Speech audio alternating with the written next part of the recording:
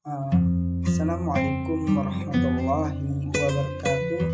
Uh, di sini saya ingin menyampaikan materi mengenai maqamat dan ahwal dari kelompok 6 dan mengenai tahalli dan tajalli dari kelompok 7, dan terakhir mengenai riyadhah, muqarabah dan muraqabah dari kelompok 8. Di sini saya ingin mengambil poin-poin penting dari yang saya sebutkan tadi. Yang pertama, maqamat dan ahwal. Maqamat adalah bentuk jamak dari kata maqam yang secara bahasa berarti tempat berdiri, pangkat atau derajat. Maqamat adalah salah satu konsep yang digagas oleh sufi yang berkembang paling awal dalam sejarah tasawuf Islam.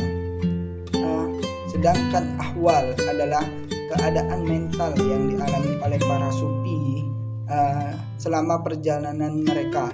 Secara historis, konsep maqamat muncul pada abad 1 Hijriah ketika para sahabat Nabi masih banyak yang hidup.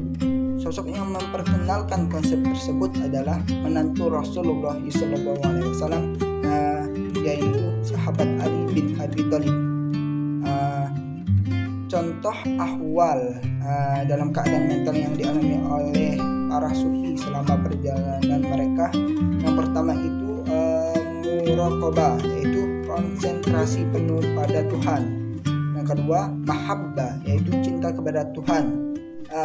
Khauf, yang ketiga khauf wa raja, yaitu rasa takut dan pengharapan kepada Allah.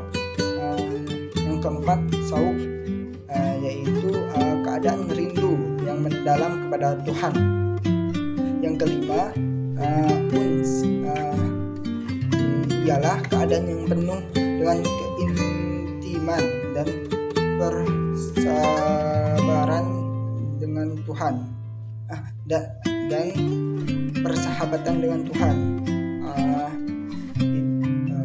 Itu saja poin-poin penting dari maqamat dan ahwal dari kelompok 6. Yang selanjutnya dari kelompok 7 mengenai tahalli dan tajalli. Tahalli itu pengertian tahalli itu upaya untuk membebaskan diri dari keadaan pikiran dan etika mengerikan. Sependapat dengan kelompok sufi, korupsi diisolasi menjadi dua, yaitu ketidaktahuan lahir. Ini merupakan dosa yang dilakukan oleh individu tubuh manusia. Maksiat ini dapat dihilangkan, akan tetapi bahwa maksiat batin adalah penggerak utama maksiat lahir. Maksiat batin akan sulit untuk dihilangkan apabila maksiat lahir tidak dihilangkan terlebih dahulu. Yang kedua, maksiat batin ialah maksiat yang dilakukan oleh manusia yang bersumber dari hati. Maksiat ini sangat berbahaya dan tak bisa dilihat seperti maksiat lahir, karena seseorang ketika melakukannya tanpa disadari. Yang kedua, pengertian tahalli ialah mengisi serta menghiasi diri yang baik, supaya dalam tiap gerakan sikap senantiasa berjalan di atas syarat agama. Dan ketiga, tajalli ialah merujuk pada penyingkapan atau manifestasi cahaya ilahi dalam hati seorang hamba. Ini adalah momen ketika hamba yang telah mencapai tingkat spiritual tertentu. Itu saja poin-poin penting dari tahalli dan tajalli dari kelompok 7. Berikutnya yang terakhir dari kelompok 8 mengenai riyadhah, muqarabah dan muraqabah. Secara etimologi berasal dari bahasa secara etimologi riyadhah berasal dari bahasa Arab berarti pengajaran atau pelatihan. Riyadhah merupakan latihan rohani dengan cara menyendiri untuk melakukan ritual ibadah bertujuan untuk menundukkan nafsu syahwat. Ada dua macam riyadhah. Yang pertama riyadhah al-jisim. Riyadhah al-jisim ini ialah pendidikan olahraga yang dilakukan melalui gerakan fisik untuk kesehatan jasmani manusia. Yang kedua riyadhah al-nafs. Riyadhah al-nafs ini adalah pendidikan oleh batin yang dilakukan melalui pola pikir dan olah hati yang bertujuan untuk memperoleh kesadaran dan kualitas rohani. Riyadhah ini lebih utama daripada riyadhah al-jisim karena jiwalah yang dapat membimbing manusia ke jalan kebenaran.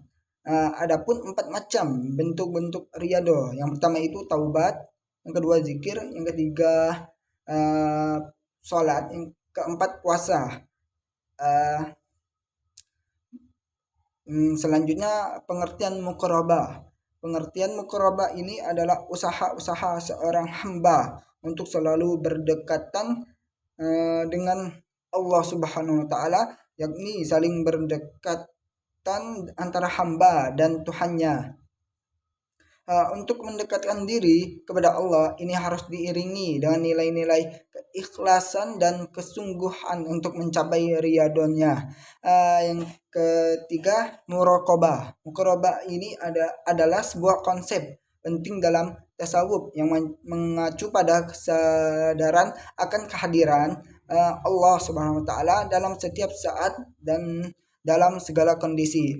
Artinya seorang hamba untuk selalu mengingat dan merasa diawasi oleh Allah sehingga tindakan dan perbuatannya selalu dilandasi oleh keimanan dan ketakwaan. Ada 3 tingkatan muraqabah ini. Yang pertama muraqabah qalbi. Muraqabah qalbi ini ialah kalbunya selalu selalu waspada dan selalu diperingatkan agar tidak keluar dari hati kebersamaannya dengan Allah. Yang kedua muraqabah ruhi. Muraqabah ruhi ini waspadaan dan peringatan terhadap ruh agar selalu dalam pengawasan dan pengintaian Allah. Yang terakhir muraqabah sirri. Muraqabah sirri ini sirri kewaspadaan dan peringatan terhadap sir agar selalu meningkatkan amal ibadahnya dan memperbaiki perilakunya. Baik, itu saja mengenai poin-poin penting dari 3 maqamat dan ahwal. Yang kedua itu tahalli dan tajalli. Yang ketiga riyadhah, muqarabah dan muraqabah. Baik, itu saja. Saya akhiri. Wabillahi taufiq wal hidayah wabiridho wal inayah. Wassalamualaikum warahmatullahi wabarakatuh.